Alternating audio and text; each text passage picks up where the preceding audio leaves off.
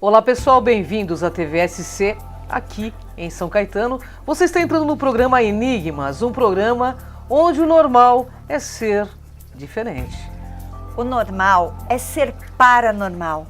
Olá, Cris. Olá, Kátia Gaia, que honra, né? Ai, que bom. Hoje eu tô tão feliz. Você também? Eu também. Nós temos uma sumidade aqui no nosso programa. Aliás, você que assistiu a matéria de domingo, né, no Fantástico da Rede Globo, nós estamos aqui com o ufólogo, que vai mostrar imagens inéditas que não conseguiu mostrar na matéria do Fantástico. Então fica coladinho aí, porque Joseph Prado está aqui conosco. Tudo bem, Joseph? Tudo bom, Seja prazer. bem, é o ufólogo Joseph Prado. Seja bem-vindo ao programa Enigmas, Joseph. Um Gratidão enorme estar com pelo você. convite, por vocês ter aceitado o convite, Não, né? sempre que vocês chamarem, pode Muito contar bom, com a gente. muito Bom, o Joseph já é remido da casa aqui do Enigmas, né? O Joseph vem para esclarecer. Joseph, vamos falar um pouquinho da noite oficial dos OVNIs? Claro. Conta como que começou a acontecer tudo isso. Bom, para quem não sabe o que é a noite oficial dos OVNIs, em 19 de maio de 1986, ou seja, 30 anos atrás, houve um incidente com uma ocorrência de diversos, na verdade dezenas de OVNIs sobre a região de São José dos Campos, Anápolis e o Rio de Janeiro, mais concentrado na região de São José dos Campos. A situação chegou numa situação tão extrema que o controlador de voo, o Sérgio Mota, que estava na torre de controle de São José dos Campos, na época ele era segundo sargento da Força Aérea, porque a torre lá ela é militar, não é civil. Ele começou a checar com a torre de São Paulo, com a torre de Brasília, para ver se eles estavam vendo as mesmas coisas que eles no radar. E o negócio estava se confirmando. Quantos OVNIs havia? Então, a contagem oficial foi de 21.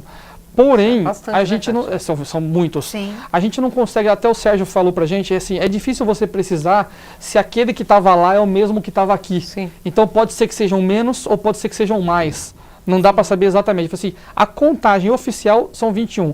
O Sérgio, se eu não me engano, ele falou que ele, pessoalmente, da torre de controle, ele conseguiu observar cerca de 8. O Sérgio Já trabalha é na torre de bastante. controle. Isso, ele na época Oficial. ele era militar, ele era o controlador militar da Torre de São José, hoje ele é controlador de voo civil. E por que os caças de combate decolaram nessa noite? Então, o que acontece? Um objeto voador não identificado é uma ameaça em potencial para qualquer governo. Então você imagina, em determinado momento a gente tinha a Torre de Controle de São José indicando objetos, São Paulo indicando objetos, Brasília confirmando os objetos. Um voo comercial, que é onde estava na época o Osiris Silva, ele estava assumindo a presidência da Petrobras naquela data, se não me engano é Petrobras, ou da Embraer, desculpa, eu estou um pouco fora na empresa, mas enfim, da Petrobras, né? E ele era piloto civil, e aqueles objetos eles estavam interferindo num voo civil. Em determinado momento, eles começaram a ir em direção a Anápolis, onde tem uma outra base aérea. Isso, para a defesa aérea, é inaceitável. Você não sabe o que é. Pode ser um avião inimigo, pode ser um avião com drogas, pode ser simplesmente um avião que fugiu do plano de voo, também, um terrorista, ou simplesmente não está cumprindo com o plano de voo. Então, assim, a ordem foi, começou a ameaçar o espaço aéreo, decola os caças. E eles foram com a missão de interceptar e identificar os objetos. E os pilotos sabiam que eles estavam perseguindo ou não? Não, é interessante lembrar disso. Interessante. Hein? O que é importante lembrar? No momento que os caças que a defesa aérea manda decolar os caças, cada base aérea do Brasil tem 2 caças que eles chamam de alertas. Esses caças eles ficam pré-aquecidos e totalmente armados. Então assim, se acontece alguma coisa, não tem que esperar preparar o caça. Claro. O piloto decola em questão de minutos. Ele entra no avião e decola. Então assim, quando o piloto sai e decola o alerta, ele já sai sabendo que ele está indo numa missão de interceptação e que ele pode não voltar. Ele já vai ciente, porque assim, ele não sabe o que ele está indo caçar. Ele sabe assim, ó, você tem que ir no setor tal, radial tal e interceptar um objeto que está lá, ponto. Ele vai descobrir o que está acontecendo em voo, ele não sabe o que ele está indo atrás. Olha que louco, hein? Olha, antes de eu fazer minha pergunta, eu quero pedir o vídeo, porque você fez... Ali foi feita uma pergunta muito importante, não é? Isso foi. A gente perguntou para o Sérgio Mota o que ele achava disso. E para você ver, ele era o controlador de voo. Vocês vão entender o que estava acontecendo, o que eles não sabiam que estavam perseguindo. Acho que essa pergunta, esse vídeo vai esclarecer um pouquinho mais. Muito bom. No seu ponto de vista, que o que você observou naquele dia eram autênticos objetos voadores não identificados? Mas sem sombra de dúvida quanto a isso. Aqueles objetos que eu vi naquela noite, vamos dizer assim, classificar objetos, porque eram coisas sólidas. Elas impressionaram o radar, elas impressionaram a mim com as suas manobras, com os seus deslocamentos. Eram, de fato, objetos voadores não identificados, no sentido clássico que se atribui a eles.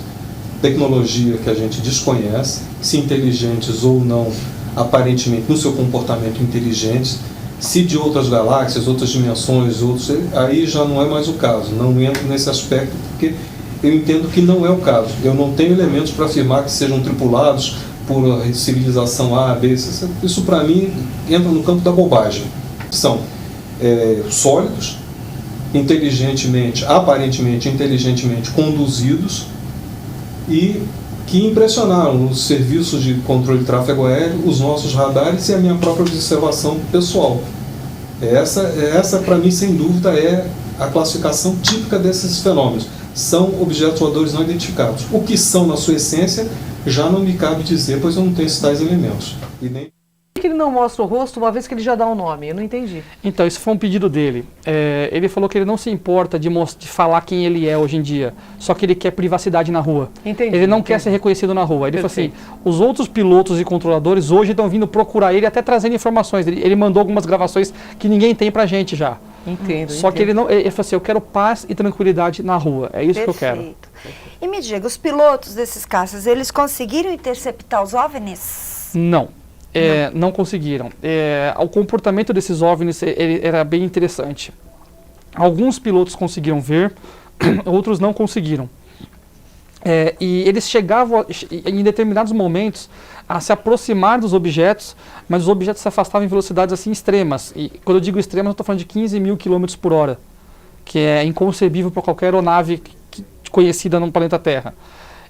O máximo que ele, pelas gravações que a gente ouviu, o máximo que ele conseguiu se aproximar foi a 1,5 milha, 1 milha de distância, que é quase 1,5 km de distância. Isso com os OVNIs já travados no radar. O radar estava pronto para permitir um tiro, mas eles não conseguiam efetivamente se aproximar. Os objetos se afastavam. Agora uma pergunta que não quer calar. Os pilotos poderiam atacar esses OVNIs? Então, poderiam se a defesa aérea desse autorização. Então, Certo. assim, em determinado momento, você ouve na gravação o que eles chamam de anjo, que é o cara que fica lá na torre de Brasília, dizendo, caçador passando a rojão. Aí o piloto responde, caçador em rojão.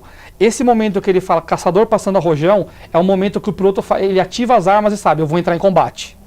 Então, a partir daquele momento, todo o armamento da nave está ativado e ele sabe que ali o negócio pode esquentar. Como eles não conseguiram identificar o objeto, eles não tinham autorização para atirar. Porque imagina se, Deus o livre, é um avião civil com uma criança dentro. Então, assim, antes de você atacar, você precisa ter o contato visual. Sem dúvida. E eles não conseguiam ter, o máximo que eles viam eram luzes. Então, eles não conseguiam identificar o que era efetivamente aquilo. Certo. E por que as informações desse caso elas foram liberadas só agora? As informações do caso em si já estavam no Arquivo Nacional já há bastante tempo atrás. Mas essas informações... Mas os áudios, eles também estavam lá. Só que o Arquivo Nacional cobrava de cada cidadão que quisesse tirar uma cópia desse material R$10 um minuto de áudio. E nós estamos falando de cerca de 15 horas de áudio. Então, se você, um cidadão comum, quisesse ir lá pegar, você tinha que ir até Brasília, escutar as 15 horas, escolher os minutos e pagar R$10 um minuto. Dava mais ou menos algo em torno de R$27 mil por pessoa que fosse gastar lá. Nossa, que absurdo, Um né? absurdo.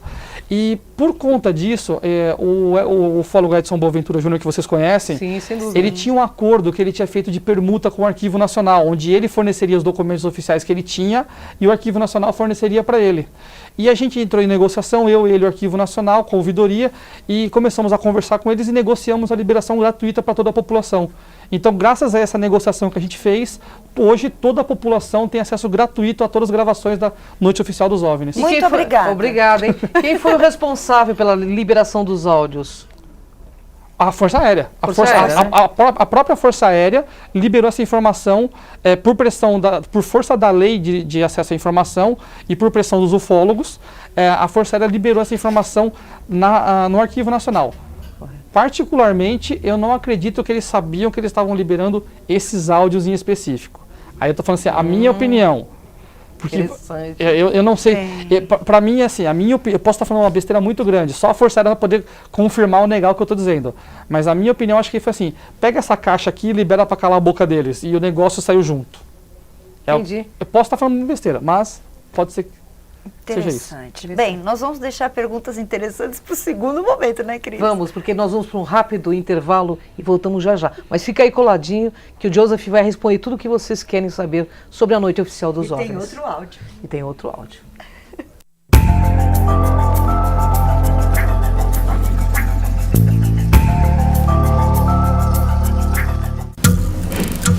As formas de comunicação mudaram, porém a necessidade das pessoas serem ouvidas continua igual.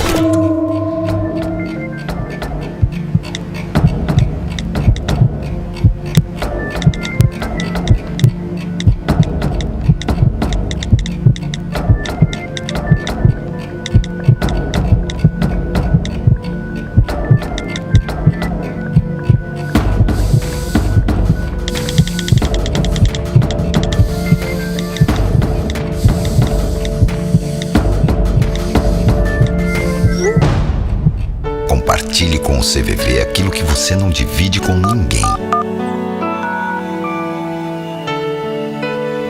Valorizar a vida, é isso que o CVV faz. Ligue 141 ou acesse cvv.org.br e receba apoio emocional.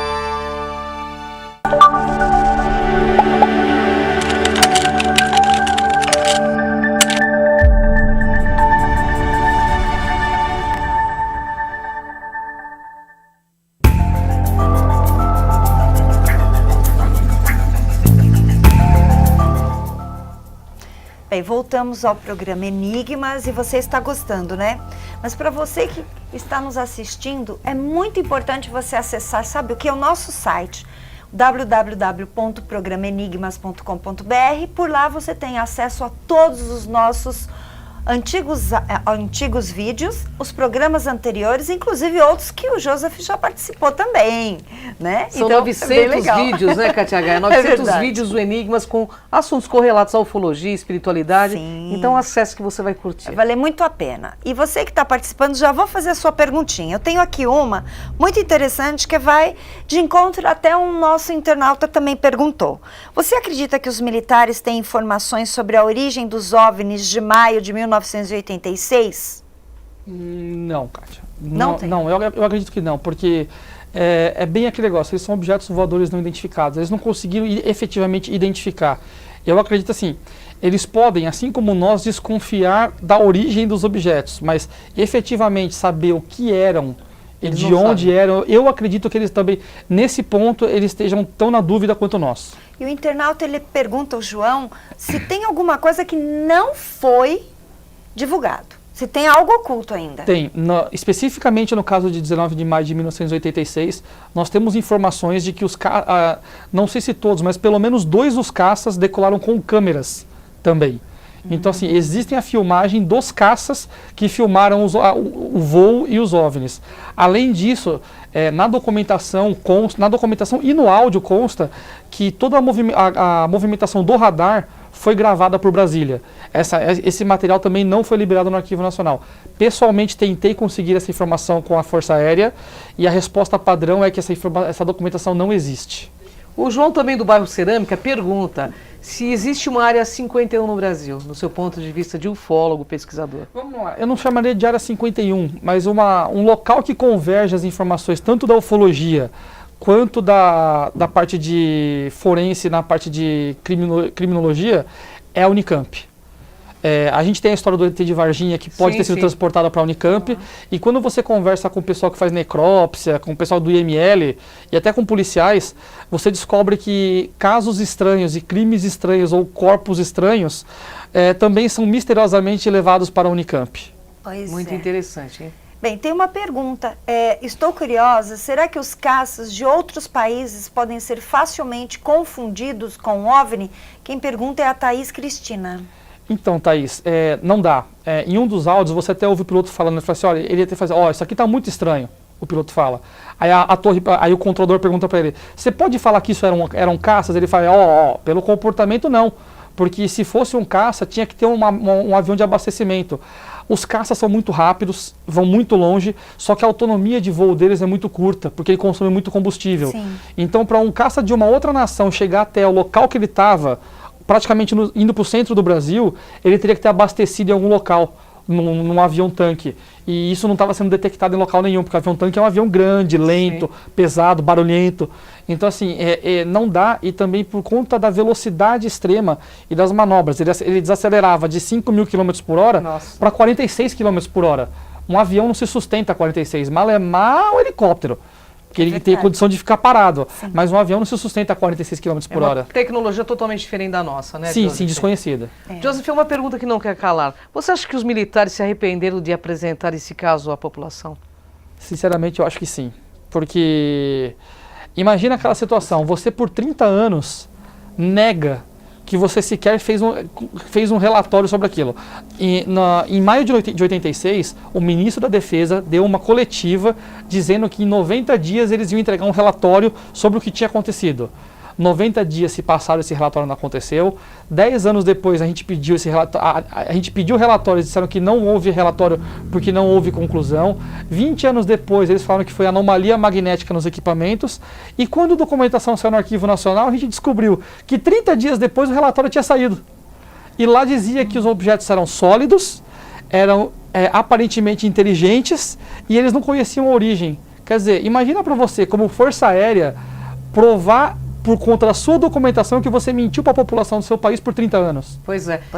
Triste demais. Por isso que eu acho que esse programa de domingo, onde Joseph Prado e Edson Boaventura participou no Fantástico da Rede Globo, é um divisor de águas na ufologia. É um marco. É um marco na ufologia. Foi o que nós pensamos também, porque a gente conseguiu fechar a questão, não sobrou dúvidas sobre o que aconteceu em maio de 86. Eu fiquei muito honrado, inclusive, de tê-los como meus amigos. Viu? É verdade, eu Obrigado, também, viu? Eu vou fazer uma pergunta bem interessante, como as demais, mas esta muitas pessoas querem saber. A Lei de Acesso à Informação, que é LAI, que é a sigla, trará à tona mais detalhes deste ou de outros casos, ou o acobertamento é mais forte que a lei?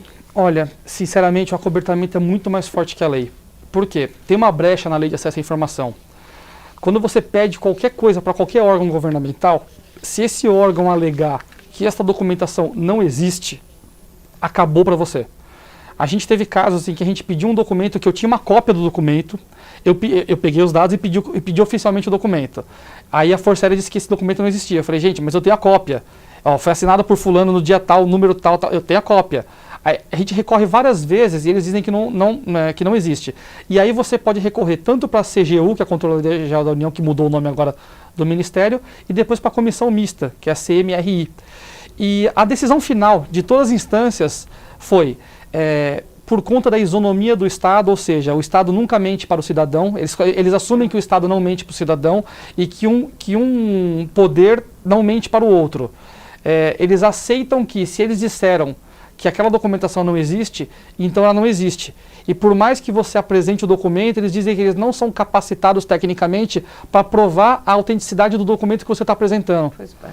Ou seja, a Lei de Acesso à Informação permite que todo cidadão tenha acesso à informação que o governo quer que você acesse, e não o que você tem direito de acessar. Por que então os militares, né, eles não falam abertamente sobre esses assuntos na mídia? Ou para a população, como acontece no Chile, né? Sim, são duas situações diferentes, distintas. Uma, eu acho que é a situação de impotência. Você chegar para a população e falar que você tem objetos que estão sobrevoando o seu espaço aéreo, por exemplo, e que você não tem tecnologia nem para chegar perto do negócio, mostra uma situação. É complicado para o militar assumir que ele é incapaz frente a algum tipo de força qualquer. Sim. E a outra coisa também é a questão de se expor ao ridículo. Eu trouxe inclusive uma outra parte da entrevista que não foi Fantástico, onde a gente perguntou para o Sérgio o porquê que os pilotos e os controladores não falam sobre isso. Dá uma olhadinha. Vamos lá. Muitos controladores de tráfego aéreo têm comunicado outros avistamentos, outras situações. Eu acredito que haja comunicados, que a Força Aérea receba a comunicação de pilotos e controladores. O que acontece é que muita gente procura não tocar no assunto por medo de ridículo. Então, controladores e pilotos muitas vezes se calam a respeito dessas ocorrências, alguns por medo do ridículo. Mas já houve época, inclusive, de comandantes. Isso, na década de 70, eu conversei com um comandante da VASP que viu um negócio absurdo dentro da área de Campo Grande e que falou para mim, se você disser que eu falei isso, eu vou dizer que você está mentindo. Ele viu um objeto gigantesco, fusiforme, metálico, que emanava luz na frente de um Boeing 737 da VASP. Ele tentou seguir o objeto desapareceu nas estrelas como se nunca tivesse existido. E ele e o copiloto dele assistiram isso. Ele falou isso para mim e disse, olha, eu te contei, mas se você disser que eu contei, você que é mentira pura. Interessante. Muito interessante, né? Bom, Bem, pessoal, essa matéria não foi para o Fantástico, é exclusiva aqui do Enigmas. Olha que legal. Isso mesmo. Eu e todos desejamos saber por que este caso é importante para a ufologia. Olha, no meu ver, ele é importante para a ufologia não só nacional como mundial, porque ele não deixa dúvidas da existência e da ocorrência de objetos voadores não identificados. Nós temos pilotos que declararam ter visto, pilotos que atestaram as manobras absurdas, nós temos registro nos radares das aeronaves, pelo menos de 5 aeronaves, nós temos os armamentos das aeronaves conseguiram travar no alvo, nós temos pelo menos 3 torres travaram, eles conseguiram, eles entram no modo que a gente chama de Judite. Ele estava pronto para disparar um míssil, ele só precisava do ok do ministro da Defesa. Se tivesse o ok da Defesa Aérea, ele disparava o míssil, ele estava com o alvo travado no radar. Quer dizer, é um negócio absurdo. Além disso, nós tínhamos 3 torres de controle observando os objetos, além dos controladores de voo que estavam vendo e as pessoas que estavam vendo os objetos e ligando para a Força Aérea, reportando. Quer dizer, não existe dúvida do que aconteceu. Tivemos 21 OVNIs sobre o Brasil, em São Paulo, né? Exatamente. Maio de 86. 19 de maio de 1986. Olha que maravilha, né? Bem, por que os militares, eles evitam falar desse assunto, sobre o assunto OVNI? Por que você acha que eles evitam? Então, foi o que a gente falou agora há pouco, é a questão deles se expor ao ridículo, é uma situação complicada para eles. Não tem como provar, é uma verdade relativa de ponta ainda. Exatamente, né? Exatamente. Para você, as Forças Armadas brasileiras, elas investigam ou investigaram OVNIs de maneira oficial? Internamente, sim. Há muitos anos atrás, algumas décadas atrás, existia um órgão oficial da Força Aérea Brasileira, que inclusive era sediado aqui no 4º Comar, em Ipiranga, que era o CIOANI, que era o Sistema de Investigação de Objetos Aéreos Não Identificados. Era um órgão oficial misto entre ufólogos civis e militares que investigavam os casos não só de observações de OVNIs, mas como nós ufólogos fazemos hoje, indo nos lugares, entrevistando as testemunhas. Eles iam com psicólogos, faziam o perfil psicológico das pessoas, fotografavam, faziam croquis. Eles inclusive tinham uma carteirinha que eles podiam apresentar, onde na carteirinha estava escrito favor providenciar auxílio das forças militares e armadas se necessário. Quer dizer, o cara podia carteirar em nome de uma pesquisa ufológica. Isso era feito no passado, secreta, porém abertamente, porque eles tinham que se apresentar em um momento. E eu acredito que hoje seja feito também secretamente, porque é importante para qualquer instituição militar ter o controle do seu espaço aéreo. Então eles têm que investigar isso. Claro. Eu tenho uma pergunta que não quer calar, tá? Que inclusive é dos internautas do Enigmas que me passaram antes de chegar ao programa. O Edson Boaventura, ele diz no final do Fantástico: não posso afirmar que são aeronaves extraterrestres. É isso? Exatamente. Me perguntaram isso também, teve um monte de gente que ficou indignada na internet com essa declaração, mas vamos ser objetivos. E eu acho que qualquer ufólogo sério não pode falar que são extraterrestres. Porque pode até não ser São objetos voadores não identificados. Se eu falei que é extraterrestre, eu já identifiquei. Eu posso, sim, Joseph, e o Edson, e você, eu posso concluir que não se tratam de objetos terrestres, porque não é conhecida a tecnologia terrestre que consiga reproduzir a movimentação daqueles objetos. Mas entre eu acreditar e eu concluir eu afirmar, esse são é o papel coisas... de um pesquisador sério. Exatamente, são coisas distintas. Então é por isso que o Edson deixou isso muito claro. Nós não podemos afirmar. Mas existe uma probabilidade de. Exatamente. Eu, pessoalmente, é o que eu penso, e eu também sei que pessoalmente é o que ele pensa, que são de origem extraterrestre. Claro. Mas eu não posso afirmar isso categoricamente, porque eu não tenho elementos para isso. Perfeito. Tem mais uma pergunta de uma internauta. O que você acha que esses OVNIs vieram fazer aqui no Brasil? Será que era uma missão de reconhecimento do local ou apenas se perderam por aqui? É a Carol do bairro Santa Paula. Cara, uma pergunta muito inteligente, porque é o que eu costumo falar. Eu tento ver os OVNIs e os seus tripulantes da mesma forma que a gente vê o que nós fazemos hoje no mar profundo, ou o que nós fazemos no espaço, indo com as sondas que a gente manda para Marte. Eu acredito que eles estejam fazendo na Terra o que nós vamos fazer quando nós chegarmos num planeta e encontrarmos vida.